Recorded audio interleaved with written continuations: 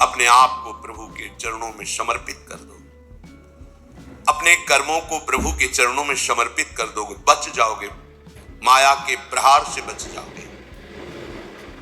प्रभु कहते हैं जो शुभ शास्त्र के विधान के अनुसार कर्म किया गया, अशुभ जो शास्त्र के प्रतिकूल आचरण बन गया है, वो भी सब मैं संभाल लूंगा, तुम केवल मेरी शरण में हो जाओ, तुम्हें नहीं भोगना पड़ेगा, भगवान कह रहे हैं। अगर बुद्धि ही खराब है तो भगवान की बात समझ में कैसे आएगी? कितना बढ़िया कृपा करके भगवान हमें उपदेश कर रहे हैं। अगर शास्त्र प्रतिकूल भी आचरण हो गए तो तू चिंता मत कर, मेरी शरण में आ जा। अनंत माताओं जैसा दुलार लेकर प्रभु, पर अपने लोग ऐसे मूढ़ हैं, ऐसी मलिन बुद्धि है कि इस बात को हम समझते ही नहीं। मैं कर लूंगा, मैं सुखी हो जाऊंगा, मैं अभी तक ये किया है, आगे भी कैसा करूंगा। व्यर्थ का अभिमान पतन का मार्ग पुष्ट करता है। श्री भगवान कह रहे संन्यास योग का तात्पर्य होता है भगवान के चरणों में समर्पण करना, अर्पण करना।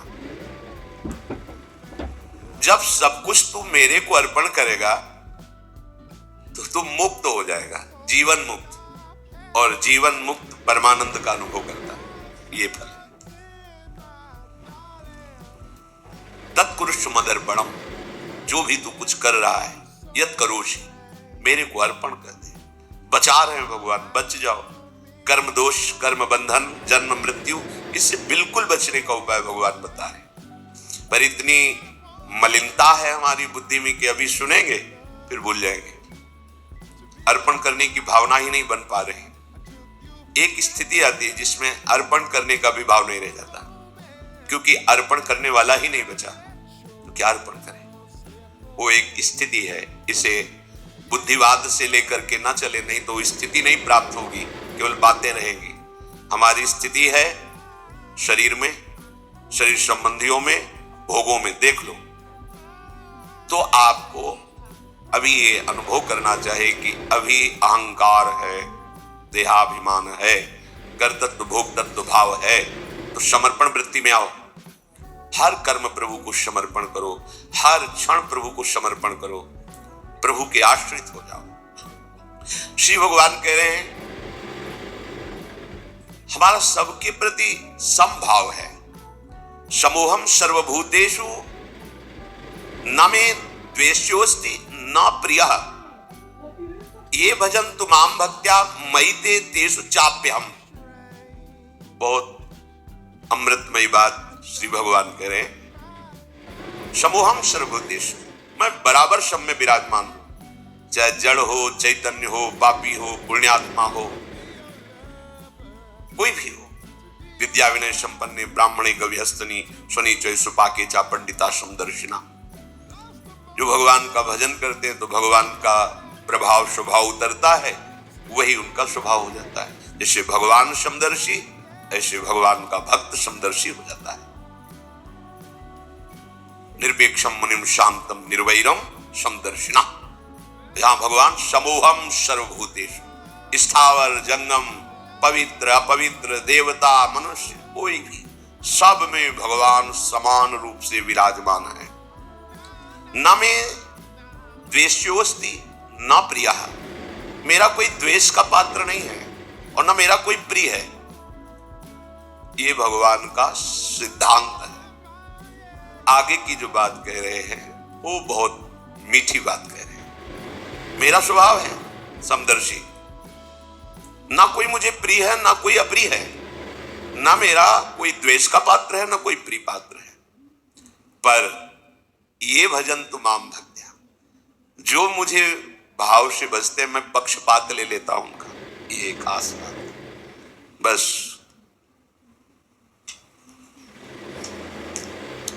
इसी बात से हम जीत गए। अगर केवल हिसाब हो तो हम कभी भगवत प्राप्ति नहीं कर सकते, कि तुम जो करोगे वही तुम्हें मिलेगा, तो हम कभी भगवत प्राप्ति के लायक ही नहीं हो सकते। पर यह बात हमें जिता देती है। ये भजन तू माम भक्त्या मयि ते तेषु चाप्यहम्, मैं उनमें प्रकाशित हो जाता हूं, और वो मेरे में प्रकाशित, जो मुझे प्रेम से भजता है। अब प्रेम है कि नहीं ये तो पता नहीं, पर प्रभु के सिवा और कोई है नहीं। वही जीवन है, वही हमारे सब हैं। राधा राधा राधा, इससे जीत गए। अगर हमारे हिसाब में देखा जाए तो ऐसा कोई तप सृष्टि में नहीं है जो भगवान को खरीद सके, ऐसा कोई सिद्धांत नहीं जो भगवान को अधीन कर सके। जैसे माँ मेरा बच्चा है ऐसा मान करके हर समय आंतरिक दृष्टि रखती है, जरा सा भय उपस्थित होने पर आगे खड़ी हो जाती है। ये तो एक अंश का वात्सल्य है, वो वात्सल्य समुद्र है। बस इसी बात से हम जीत गए। नहीं तो भगवान जब अपने स्वभाव में हो तो हम कभी भगवत प्राप्ति नहीं कर सकते। भगवान का स्वभाव क्या? समोहम सर्वभूतेषु न मे द्वेष्योस्ति न प्रियः। मेरा कोई प्रिय नहीं है और कोई अप्रिय नहीं है। फिर तो हमारी बात नहीं बन पाती। अगर हमारी बात बनी है तो उनके दुलार से बनी है। उनका दुलार कैसे अनुभव में आया, कैसे आता है? अपनापन करने से। मेरे प्रभु जैसे भी है हम आपके हैं नाथ, अब आपके सिवा हमारा कोई सहारा नहीं। और ये बात जब वाणी से हृदय में उतर जाती है तो फिर जो चमत्कार जीवन में होता है वो किसी और साधन से होता है। मृत्यु से बचने के लिए बड़े बड़े उपाय किए जाते हैं। जब हार हो जाती है उपायों की, तब ये बात ध्यान आती है कि है कोई ऐसा जो मुझे बचा सकता है। नहीं, जीव का ऐसा स्वभाव बन गया है कि वो पहले भगवान की शरण होता ही नहीं है। वो जब तक हार नहीं जाता तब तक भगवान की शरण नहीं होता है। ये पक्की बात है, ये स्वभाव है उसका। आखिरी दम तक वो तिनके का भी सहारा लेने की कोशिश करेगा।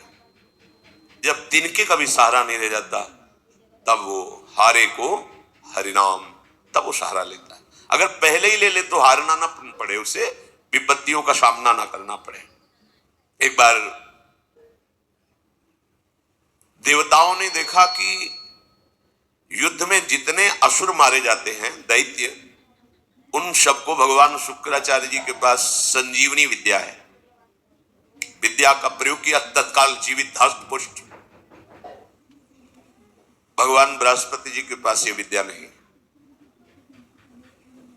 जितने देवता मारे जाते वो अंग भंग वैसी स्थिति में रहते हैं, मृत तो मृत। भगवान बृहस्पति जी के पास ये विद्या थी नहीं, भगवान शुक्राचार्य जी के पास। देवताओं ने बृहस्पति जी को अपना गुरु माना और दैत्यों ने शुक्राचार्य जी को गुरु माना। अपने गुरुदेव की कहीं भी लघुता मन में भी नहीं आनी चाहिए। इसलिए देवताओं ने कभी बृहस्पति जी से ये प्रार्थना भी नहीं की कि आप संजीवनी विद्या सीख लीजिए, हम लोगों को जिलाने, कभी प्रार्थना नहीं की। गुरु महिमा है। पर उनके बड़े पुत्र का नाम कच्छ था।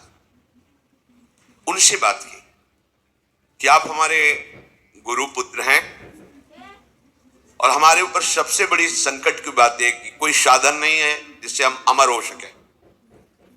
और शुक्राचार्य जी के पास साधन है, संजीवनी विद्या। कोई भी असुर नहीं, जो भी मरा उसको तत्काल जीवित कर दिया। अगर आप जाएं भगवान शुक्राचार्य जी के पास और शिष्यत्व स्वीकार करें और उनको प्रसन्न कर लें तो आप अधिकारी हैं। आपको वो संजीवनी विद्या दे सकते हैं एक जीवन को जिलाने के लिए। अपनी जो परा विद्या है, ये जन्म मरण का चक्र ही रोक करके श्री जी के पास प्राप्ति कराने वाली ये परा विद्या है। जिनसे संजीवनी विद्या प्रकट हुई है उनकी भी संजीवनी है हमारी लाडली जो। जय श्री हरिवंश मदन सर जर्जर विथिकित श्याम सजीवन मूली। दिव्य प्रमोद रस सार निजांग संग पीयूष बीच निचय रवि सेचयंती कंदर्प कोटि सर मूर्छित नंद सोनु संजीवनी जयति कापी निकुंज देवी। ये जो अपने पास विद्या है ना, ये परा विद्या है। करोड़ों संजीवनी विद्या इसके समान नहीं, क्योंकि हमारी लाडली जो अनंत ब्रह्मांडों के ईश्वर भगवान श्री कृष्ण की भी संजीवनी मूरी है। संजीवनी जयति कापि निकुंज देवी। देवराज इंद्र ने जब हाथ जोड़ करके प्रार्थना की। बृहस्पति भगवान के बड़े पुत्र कच्छ अभी 9 किशोर अवस्था को प्राप्त हुए थे। उन्होंने कहा कि आप सब हमारे सम्माननीय हैं और आप हमको हमारे पिता बृहस्पति के समान आदर दे रहे हैं। अब हमारा कर्तव्य बनता है आपकी रक्षा करना। हम जा रहे हैं, पर बड़ा संकटपूर्ण कार्य है, क्योंकि कोई भी दैत्य बर्दाश्त नहीं करेगा। हो सकता है मेरी मृत्यु भी हो जाए, पर आपके हित के लिए मैं मृत्यु का भी वरण कर लूंगा। जो संत स्वभाव के होते हैं उनका प्रभाव यही होता है कि वो अपनी हानि करके दूसरे का परम लाभ करना निश्चित करते हैं, और जो अशंत स्वभाव के होते हैं वो दूसरे की हानि करके अपना लाभ सोचते हैं। कच्छ ने सब देवताओं को आश्वासन दिया, अगर जीवित रहा तो संजीवनी विद्या लेके ही आऊंगा, और ना जीवित रहा तो फिर बात अलग है। इसमें परहित की भावना बहुत जोर की। परहित की भावना जहां होती वहां भगवान रक्षा करते हैं। सुख वांछा जहां होती वहां आसुरी भाव होता है, राक्षसी भाव होता है, फिर वहां दुर्गति होती है। श्री महान महिमा में भगवान के पिता होने का सौभाग्य जिन्हें प्राप्त हुआ दशरथ जी महाराज, उनको वो परम लाभ जो गीधराज जटायु को मिला नहीं मिला। पंख कटे हुए रावण के अस्त्र से तड़प रहे, प्राण कंठ में है, बस चितवत राम चरण की रेखा। आगे पड़ा जटायु देखा, चितवत राम चरण की रेखा। भगवान ने गोद में लेकर पिता की तरह उनका तर्पण आदि किया। वो जानता था कि मैं रावण से जीत नहीं सकता, पर जानकी का विलाप सुन करके पूरे बल से आक्रमण किया दशानन के ऊपर, और इस गति को प्राप्त। तो भगवान के सामने ही गीध देह का त्याग करके हरि रूप होकर भगवान के नित्य साकेत धाम को गया। परहित सबसे बड़ा धर्म है, परहित सरिष धर्म नहीं भाई। और यहां स्वसुख वांछा से ही हमारी सारी चेष्टाएं होती हैं। इसीलिए आनंद की तो बात जाने दो, शोक भय संताप छोड़ ही नहीं रहा है। कच्छ जी दैत्यों की सभा में विराजमान भगवान शुक्राचार्य जी के पास गए, उन्हें प्रणाम किया और कहा, मैं आपसे एकांत में प्रार्थना करना चाहता हूं। भगवान शुक्राचार्य ने एक तेजस्वी बालक एकांत समय दिया, प्रणाम करके कहा, मैं अंगिरा ऋषि का पौत्र, भगवान बृहस्पति का पुत्र, मेरा नाम कच्छ है और मैं आपका शिष्य होना चाहता हूं। ब्रह्मन, मैं आपको गुरु रूप में वरण करता हूं। मैं 1000 वर्ष तक ब्रह्मचर्य रह करके आपकी सेवा करना चाहता हूं, और आप इसके लिए मुझे मना मत करना, इसकी अनुमति दे देना। शुक्राचार्य जी ने कहा, कच्छ सुस्वागतम तेस्तु प्रतिगृह्णामि ते वचः अर्थ इससे मर्चम त्वामर्चितोस्तु बृहस्पति। मुझे बहुत प्रसन्नता हुई कच्छ, तुम्हारे संकल्प का हम स्वागत करते हैं। शिष्य कौन है, किनका है, किस पक्ष का, ये नहीं देखा जाता। यदि वो शिष्यत्व स्वीकार कर रहा है और उसमें वो लक्षण हैं, तो बिना किसी संकोच के, बिना कोई विचार किए उसको स्वीकार कर लिया जाता है। ये धर्म की मर्यादा है, उसमें फिर नहीं देखा जाता आप कौन, कहां के, कैसे, नहीं। आप में आर्त भाव है, शरणागत होना चाहते हैं, वो स्वीकृत है। मैं तुम्हें स्वीकार करता हूं। तुम्हारा ये जो संकल्प है आदर का पात्र है। तुम्हारा सम्मान करना भगवान बृहस्पति का सम्मान करना है। तब कच्छ ने कहा कि आपने बड़ी हम पर कृपा कर दी। महाकांतिमान कच्छ बड़े ही सुंदर थे। उनके सामने जल लेकर संकल्प किया, 1000 वर्ष तक मैं अखंड ब्रह्मचर्य रहूंगा। शुक्राचार्य जी ने कहा, मेरे ही भवन में तुम्हें अब रहना होगा और तुम प्रकाशित मत होइए कि मैं बृहस्पति पुत्र हूं, क्योंकि दैत्यों में देवताओं के प्रति द्वेष भाव है, वो अमंगल कर देंगे। और मेरी ये पुत्री देवयानी तुम्हारी ही अवस्था की है, नवकिशोर अवस्था ही, यौवन के पदार्पण की भूमिका को कहते हैं। तारुण्य प्रथमो प्रवेश समय, इसे किशोर अवस्था कहते हैं। तरुण अवस्था की प्रवेश की, अभी जवान नहीं कह सकते, वो प्रवेश स्थिति, ये बड़ी देव स्थिति होती है। तुम हमारी पुत्री का प्रिय करो, उसकी आज्ञा में रहो, अपना ही घर है, ऐसे निर्भय होकर रहो, पर बाहर सावधानी से ही निकलना, क्योंकि दैत्य जन ये जान न पावे कि तुम हमारे पास रहे हो। अभी कोई संजीवनी विद्या की बात भी नहीं की। देवयानी से कहा अब ये यही रहेंगे, 1000 वर्ष तक का इन्होंने नियम पूर्वक ब्रह्मचर्य का संकल्प लिया है। देवयानी जी ने स्वीकार किया उनको। वो सदैव देवयानी के सामने हाथ जोड़कर प्रणाम करना, उनकी आज्ञा में रहना, जैसे गुरु वैसे गुरु पुत्री, ऐसा भाव। 500 वर्ष व्यतीत हो गए ब्रह्मचर्य से रहते हुए और गुरु भवन में सेवा करते हुए, कोई नहीं जान पाया। एक दिन किसी गुप्तचर ने दैत्यराज को बताया कि भगवान शुक्राचार्य के घर में कोई नवकिशोर बालक बहुत ही देदीप्यमान कांतिवान काफी समय से रह रहा है। अब 500 वर्ष से कुछ हुआ नहीं था, इसलिए छूट भी हो गई थी। तो जो भविष्यान्नी के लिए गायें थी, उनको चराने के लिए जंगल में चले जाते। गुप्तचरों ने दैत्यों को बताया कि इस समय वो नवयुवक वन में गाय चराने गया हुआ है और एकांत प्रदेश है,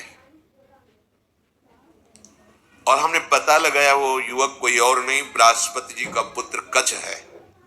गुप्तचर भी बड़ी विद्या से युक्त होते हैं पूरा, और मुझे लग रहा है कि ये सब एक देवताओं का प्लान है जो संजीवनी विद्या सीखने के लिए भेजा है। अब आपका क्या आदेश है? तो का आदेश क्या, उसे मार के फेंक दो, पर ऐसी सावधानी से मार करके उसे अलग अलग करो जिससे शुक्राचार्य जी जिला ना पावे। एकांत प्रदेश में वो गौएं चरा रहे थे, दैत्यों ने जाकर अस्त्र शस्त्र से उन्हें छोटे छोटे टुकड़े काट डाले कच्छ के, और कुत्तों